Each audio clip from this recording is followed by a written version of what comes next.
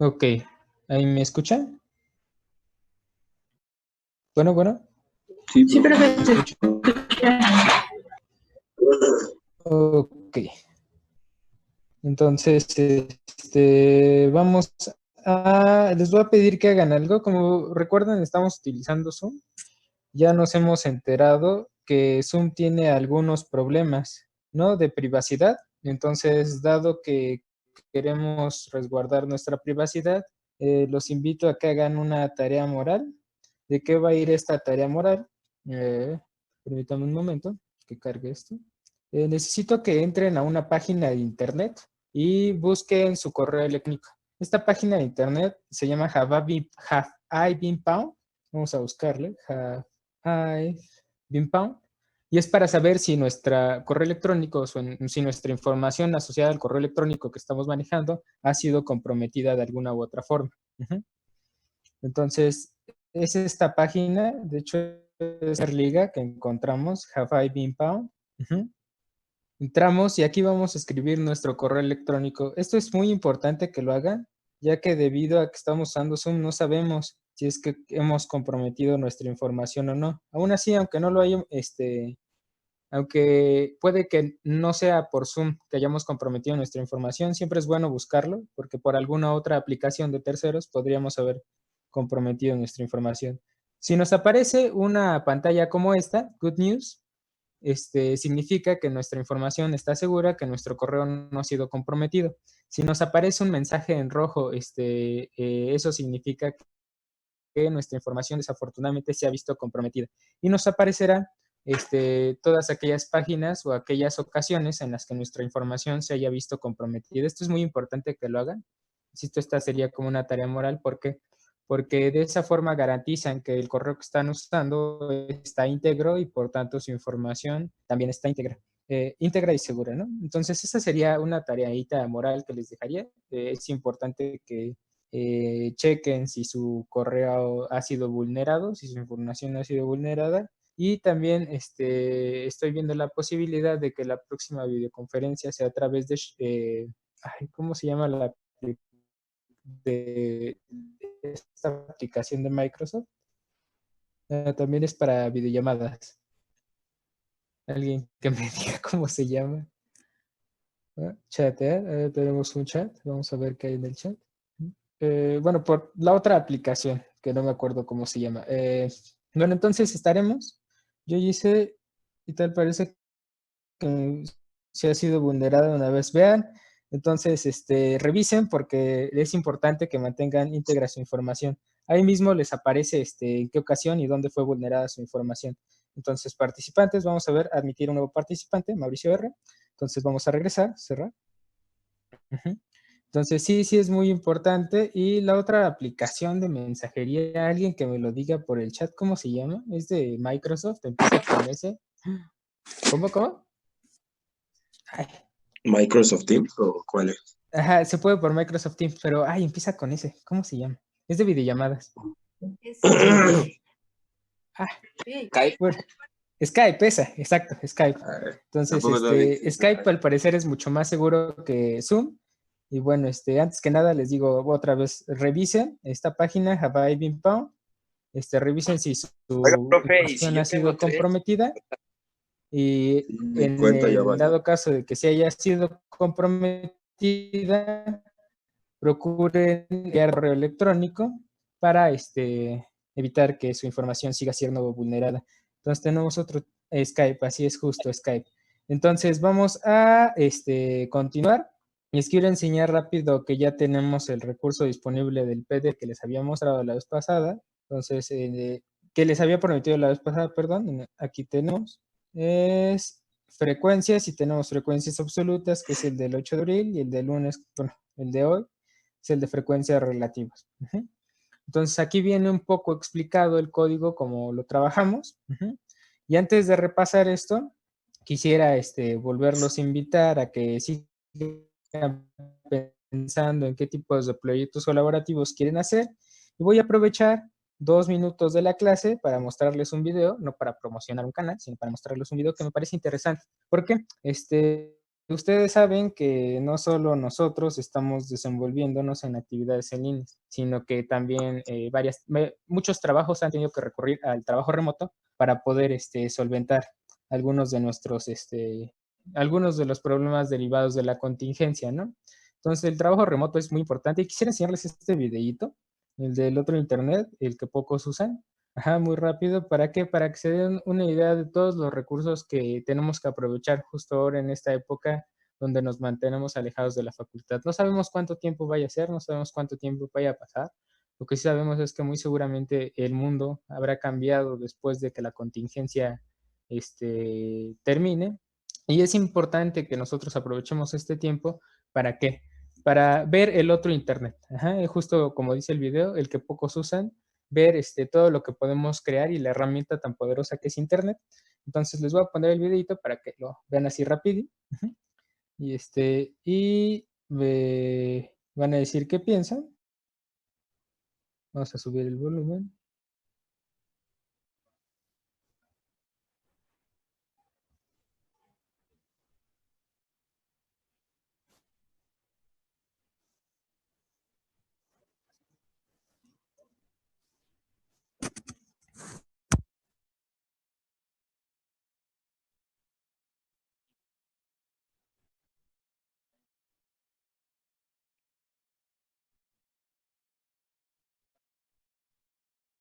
Nahuel Guzmán para lo que será un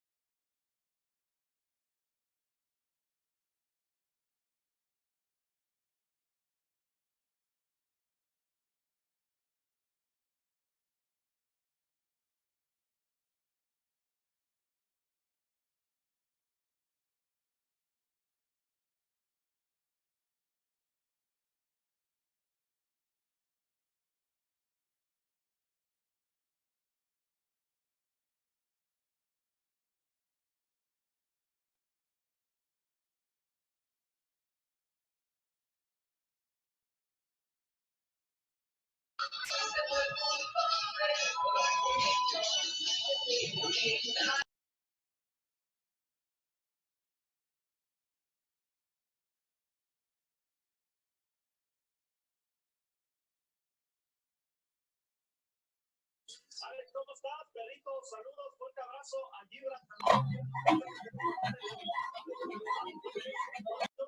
¿Alguien me escucha? ¿Me escuchan? ¿Me escuchan? Ya se escucha. Ahora sí ya se escucha. Sí. Ok, bueno. Entonces les decía que el video me parece importante. ¿Por qué? Porque el internet puede ser una herramienta con la que, como dije en el video, podemos crear todo tipo de contenidos.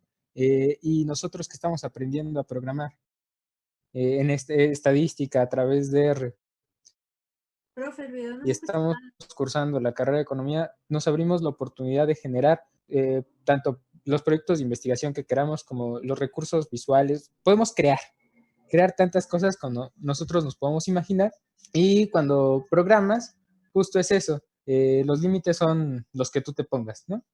Entonces, ¿de qué va a venir esta clase? Lo que quiero es exponerles información disponible, ¿y con qué otra cosa? Con las herramientas que estamos adquiriendo. Ahora, un economista, se dice que la economía, ¿qué es? La administración de los recursos escasos. Entonces, no hay, uno de los recursos más escasos es el tiempo y otro de los recursos más escasos es el dinero. Entonces, pensemos, si ustedes están en la administración pública, de repente se vuelven alcaldes de alguna alcaldía, ustedes van a tener que estar sujetos a un presupuesto, ¿no? Y ese presupuesto lo van a utilizar en X, Y, Y, ¿no? Bueno, X, Y, Z cosas. Ajá. Entonces, ¿cómo vamos a utilizar el presupuesto? El economista siempre pretendrá hacerlo de la manera más eficiente. Pero de entre los tantos gastos que nosotros podemos llegar a tener, uno de los más importantes, ¿cuál es? Es la nómina, ¿no? Entonces, vamos a ver una de las tantas bases de datos que tiene el gobierno de la Ciudad de México. Vamos a datos CDMX. Vamos a ir a la página principal para que la recordemos. Y nosotros como economistas podemos extraer mucho valor de la información. Per se, ¿por qué creen que nos están robando? No, ¿por qué nos estarán robando nuestros datos en Zoom? Pues muy fácil, para venderlos. Ya habíamos dicho que la información se utiliza para modelar ciertas cosas, que es el comportamiento de los usuarios, y por tanto predecir su comportamiento, influir en él y garantizar las ganancias. Entonces, nosotros como economistas tenemos que ver mucho valor en la información. La Ciudad de México tiene muchísima información. ¿Y por qué la Ciudad de México tiene tanta información? Porque se está convirtiendo en lo que se denomina un Smart City. Ahora, en un Smart City es una ciudad que está llena de sensores, y básicamente con los sensores lo que se hace es medir la dinámica del entorno, y a partir de esta se toman decisiones. A partir de la recolección de datos se toman decisiones. Uno de los mejores ejemplos es las decisiones en torno a la contingencia ambiental. Eso es algo que vivimos recurrentemente. Y cuando se recopilan datos de que el nivel de contaminación aumenta hasta cierto punto, entonces entra en proceso la toma de decisiones de la administración pública y por tanto se suspende la circulación de ciertos autos, X, Y y Z. Y todo esto es ¿con qué? Con la idea de siempre hacer las cosas en términos de eficiencia. Entonces, vamos a ver que la Ciudad de México tiene datos para todo lo que nos imaginemos. Aquí podemos ver las categorías, están determinadas por varios dibujitos, 2, 4, 6, 8, 10, 12, 14. Tenemos en total 14 categorías, aquí podemos explorar los datos, ¿no? Entonces, lo que se van a dar cuenta también mientras exploran la estadística es una cosa, con la información, los datos no mienten, pero se puede mentir con los datos. Y la otra, es muy recurrente que la administración pública, o al menos el gobierno, que son los datos que tenemos disponibles, intente siempre pegarle al indicador, ¿no? ¿Qué es pegarle al indicador? Cuando se hacen ciertos indicadores sociales, como el índice de la pobreza, X, Y, Z, lo que la administración pública pretende, o muchas veces pasa, es que los datos están, lo que se dice vulgarmente, cuchareados. ¿Qué es cuchareados? Que están sutilmente manipulados para que hagan ver una cosa que no es. A otra es que, habiendo tanta información, pocas veces se explora. Y cuando la exploramos nos damos cuenta de muchas cosas. Uno de los mejores ejemplos es la cuestión de la transparencia. No sé si ustedes recordarán que en algún momento en UNAM hubo un escándalo porque se compraba mobiliaria por cuantiosas cantidades de dinero, cantidades de dinero que no correspondían a lo que debería costar una silla común y corriente, por así decirlo, ¿no? Entonces, cuando nosotros exploramos la información, nos damos cuenta de muchas cosas, ¿sí?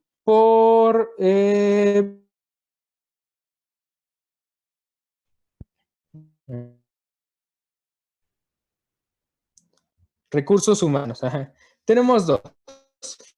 Quería que revisáramos las remuneraciones al personal de las alcaldías. ¿Por qué? Porque ya veamos, esta es información que a los economistas nos compete sí, porque estamos hablando de salarios, en términos marxistas, como sería esto, capital variable, como quieran ver. El punto es que es el dinero que se gasta en contratar a personal, Entonces, remuneraciones de las personas. Voy a abrirlo, no vamos a utilizar esta para revisar lo que vamos a revisar hoy, ¿Por qué? Porque tiene 96,499 registros. Entonces, es una extensión de datos muy grande. Como ahorita lo voy a hacer en el Telegram, no es práctico, son demasiados datos, son 96,000. Entonces, voy a utilizar otra base que es la de aquí abajo. Ya, de hecho, ya la tengo abierta, que es recursos humanos. Vamos a ver mejor acá. De alcaldías. Entonces vamos a ver la información sobre las personas servidoras públicas cuyo puesto está afiliado a las alcaldías de la Ciudad de México y que es usada para llenar el mapa interactivo de las alcaldías. Ahora, vamos a revisar que tenemos el nombre de las alcaldías, el sexo del trabajador o trabajadora, el año de nacimiento del trabajador o trabajadora, el número, el promedio de sueldo tabular, ¿sí? Promedio de sueldo tabular bruto y neto. Entonces, nosotros vamos a explorar el año de nacimiento. ¿Por qué? Porque van a ver que es súper curioso lo que pasa. Antes de adelantarme, bueno, esto es con lo que vamos a trabajar. ¿Sí? Aquí tenemos la información, estos son los recursos. Cuando nosotros querramos exportar la liga, ahorita les voy a enseñar cómo. Bueno, aquí está la tabla. Recuerden que ustedes de la página de la Ciudad de México, pero ¿cuál es la desventaja de otros lugares, de otros recursos que no sean la página de la Ciudad de México? Que no todos tienen estas aplicaciones para poder manipular la información, interpretarla, analizarla. Entonces tenemos varias, ya habíamos dicho, varias pestañas, y esta es la API donde nosotros podemos encontrar el código tipo JSON, y el código JSON también lo lee R. Entonces, si nosotros sabemos trabajar con JSON, podemos utilizar R. Caray. Una disculpa, vamos al Zoom. Vamos a admitir a sus compañeros.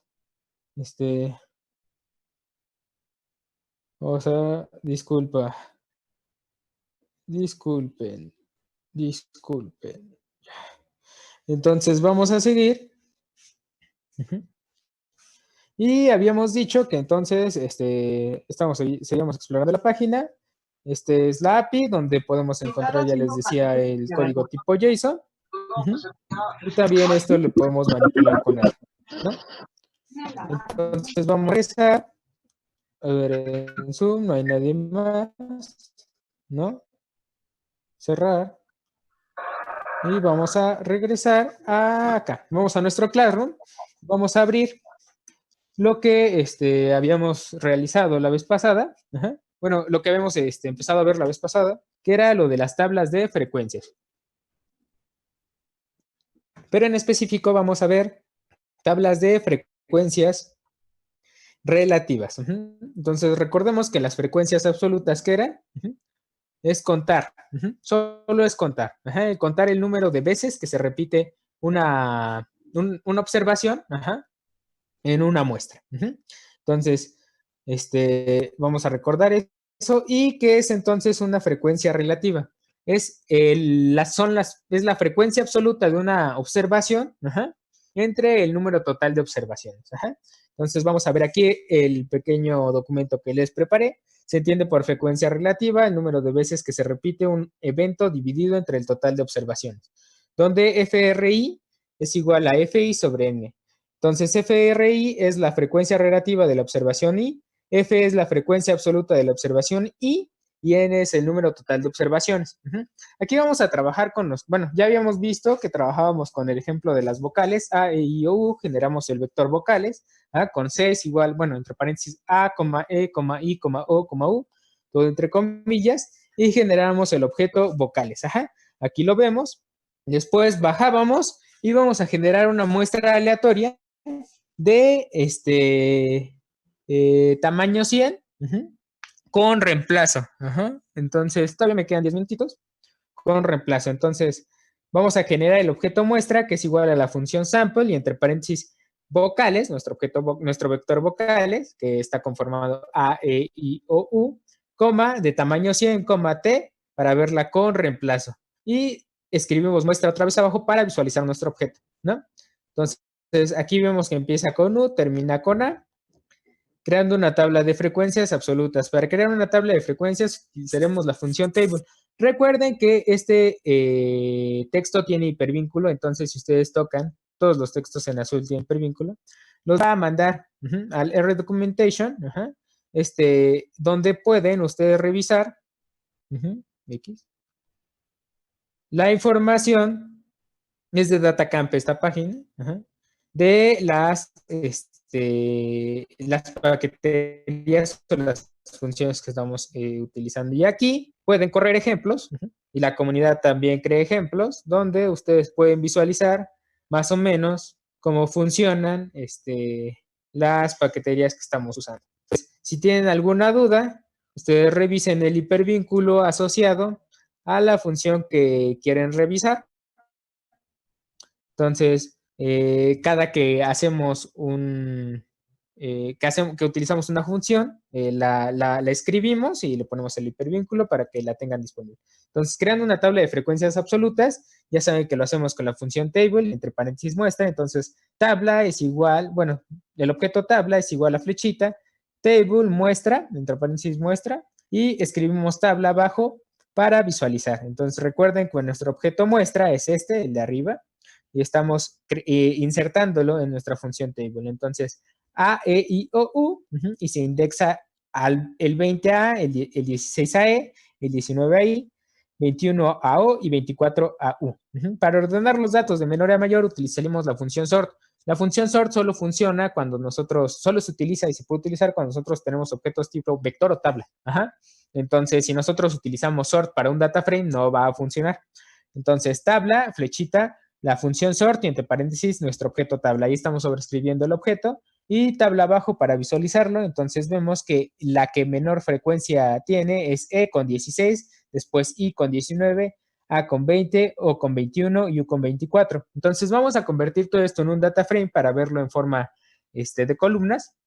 Entonces convertimos la tabla en un data frame con la función data frame, al que llamaremos frecuencias. Entonces, frecuencias, el objeto frecuencias es flechita, data.frame, y entre paréntesis, el objeto tabla. Entonces, nos va a generar esta tabla, este data frame. Entonces, tenemos muestra, la columna frecuencias, y vemos el índice de la posición asociada a la letra. 1 para E, 2 para I, 3 para A, 4 para O, 5 para U. Si ustedes utilizan Python, Python empieza con 0. 0, 1, 2, 3, sigue, ¿no? Pero en R siempre empieza con 1. Entonces, muestra tiene E, I, O, A, O, U, y frecuencia tiene 16 para E, 19 para I, 20 para A, 21 para O y 24 para U. Entonces, para adicionar la columna frecuencia acumulada, utilizaremos la función transform y la función cumSum. Transform es para transformar el objeto. Igual, transform solo funciona para data frames. Entonces, si nosotros queremos meter una tabla en una función transform, no va a jalar. Entonces, transform, ¿qué vamos a transformar? Nuestra columna frecuencia. Entonces, vamos a transform, entre paréntesis frecuencias, coma. De esa coma podemos dar enter o dejar espacio, da igual. Yo le doy enter para que se vea que es otra columna. Y vamos a escribir la función la columna freca, que es el nombre de la columna, freca, que es igual a la función cumSum, suma acumulada de la columna freca. Entonces, por eso está freca entre paréntesis. Si nosotros damos enter en R, nos va a dar el siguiente output. Ojo, no estamos guardando el output, Entonces, solo estamos transformando una tabla y nos está dando este output, ¿no?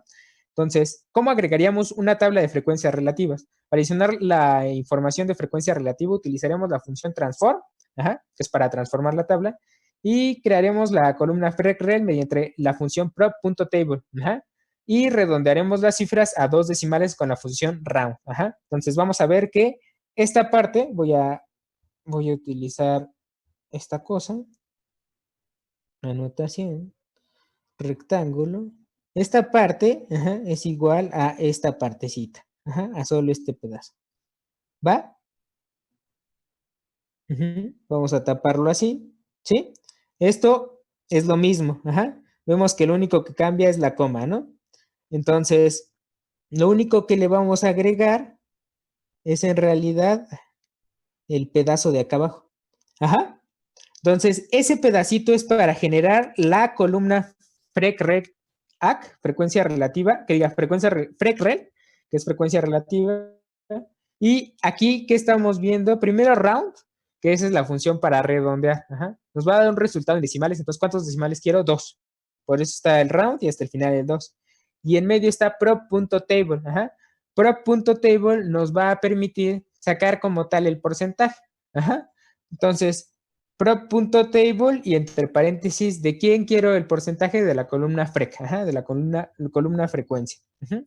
Una vez hecho esto, vamos a borrar. Ajá.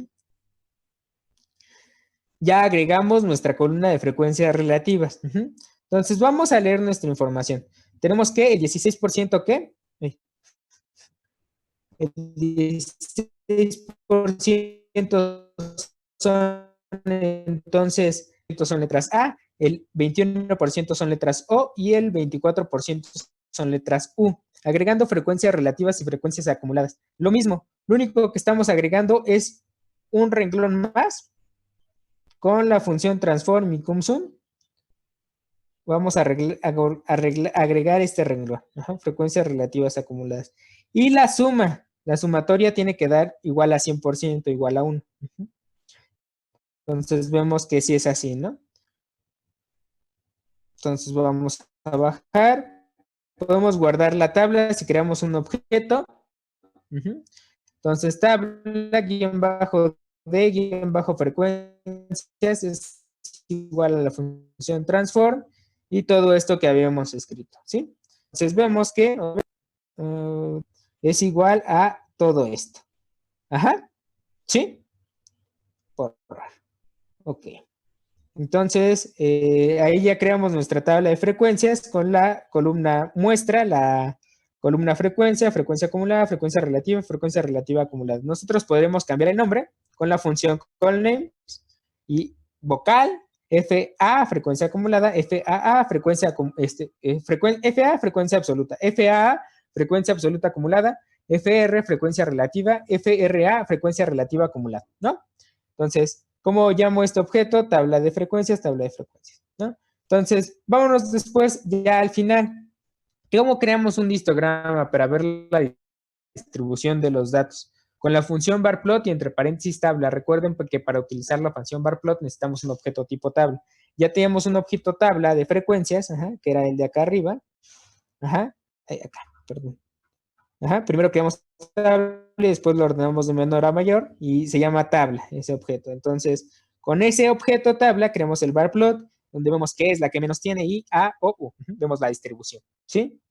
Y después vamos a dibujar el polígono de frecuencias. ¿Qué es el polígono de frecuencias? Si vemos el histograma, la altura es igual a la frecuencia. El polígono de frecuencias es las frecuencias se grafican en un plano de dispersión, como una gráfica de dispersión, y los puntos se unen por líneas. Entonces, ese es el polígono. Tenemos un mensaje en Zoom. Esta reunión terminará en 10 minutos. Más chat a participantes. Cerrar. Ok.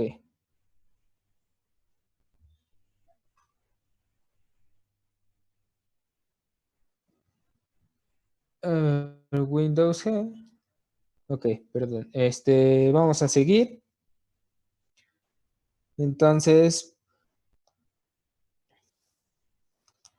nos quedamos en el polígono de frecuencias. Entonces, vamos a crear el objeto polígono, que es igual a, vamos a fijar la columna frecuencias FR de la tabla de frecuencias, ¿no? Entonces, vamos a crear el objeto polígono y después logramos a graficar con plot y entre paréntesis polígono, coma, el parámetro type igual a O, que es overpost, o sea, líneas y puntos sobrepuestos. Y vemos que el gráfico es igual, salvo que uno es de líneas y otro es de barras, ¿no? Entonces, los gráficos son iguales y vamos con la ojiva. ¿Para qué sirve la ojiva? Se puede observar la curva de distribución acumulativa de las frecuencias relativas, es decir, cómo se van acumulando los eventos, las observaciones. Entonces, para graficar la ojiva, lo que vamos a hacer es fijar vamos a crear el objeto ojiva y vamos a fijar la columna frecuencia relativa acumulada de la tabla de frecuencias, tabla-d-frecuencias, signo de pesos, FRA, para fijar la columna frecuencias relativas acumuladas. Y abajo ojiva para visualizar Y para graficar, plot entre paréntesis ojiva, type igual a overpost. Ajá. Y vemos que es igual a un gráfico de dispersión con puntos y la línea sobrepuesta, que nos dice cómo va creciendo la acumulación de los eventos. Ujú. Entonces, quiero ir rapidísimo al Telegram. Si me da tiempo, sí me da tiempo. Es con este. Y vamos a Airbot. Y ya habíamos visto cómo es la base de datos. Vamos mejor de una vez. Esta base de datos de recursos humanos. Ajá. Entonces, ya habíamos cómo era, ya habíamos visto cómo era y tenía varias columnas. Entonces, ¿cómo vamos a exportar esta tabla? Vamos a irnos acá a exportar y vamos a dar clic, copiar dirección del vínculo, que es esta que vemos acá. Pegar, ya ven, es la misma. Entonces recuerden que para leer datos desde una liga web con CSV vamos a utilizar primero iniciamos el kernel con start, después creamos el objeto recursos, la función read.csv y entre paréntesis la liga. Entonces ya importamos eso y ahora ¿qué vamos a hacer? Vamos a saber los nombres. Entonces, de nuestras columnas, call names de nuestro tabla recursos, nombre, clave municipal, sexo, año de nacimiento, número, promedio, tabulador bruto, promedio sueldo, tabular neto. Ajá.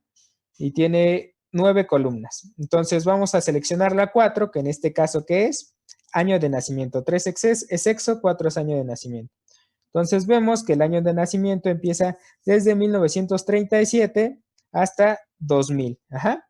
Y va desde la observación 1 hasta la observación 2184. Entonces, fecha de nacimiento, el objeto nacimiento es igual a una tabla, entre paréntesis, la columna nacimiento, ¿no? Entonces, ponemos nacimiento otra vez para visualizar y ya, nos selecciona solo esa columna, ¿sí? No es cierto, nos hace la tabla de frecuencias. Ajá, nos hace la tabla de frecuencias. Pero aquí se ve feo. Entonces, ¿qué es lo que vamos a hacer? Lo que vamos a hacer es crear un data frame. Data frame va a ser igual al objeto frecuencias y la función data.frame y entre paréntesis la tabla de nacimiento. Ponemos frecuencias abajo para visualizar y vemos que esto es súper curioso. Nacimientos desde 1930 hasta 2000, vean esto, hasta 2081, ¿sí? Y es curioso que va desde la frecuencia 10, la 32 se repite muchísimo y termina con 3 que nacen en 2002 y uno que nace en 2081. Creamos una tabla de frecuencias relativas, frecuencias absolutas, frecuencias absolutas acumuladas, frecuencias relativas y frecuencias relativas acumuladas, que se llama tabla de frecuencias, la visualizamos y vemos que nos sale esto. Frecuencias relativas, tenemos